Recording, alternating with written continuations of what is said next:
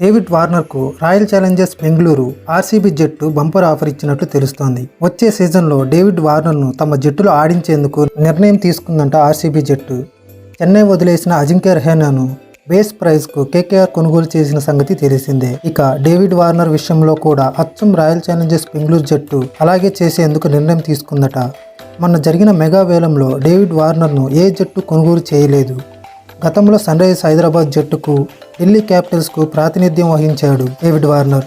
హైదరాబాద్ జట్టుకు కెప్టెన్గా, అలాగే ఢిల్లీకి కూడా కెప్టెన్గా ఉన్నాడు.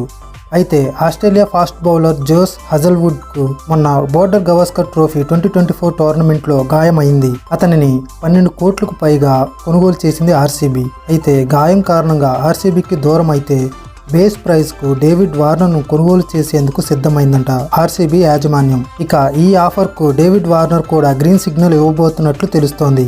ఇక Australia fast bowler Josh Hazlewood స్థానంలో డేవిడ్ వార్నర్ వస్తాడని ఫ్యాన్స్ కూడా అంటున్నారు.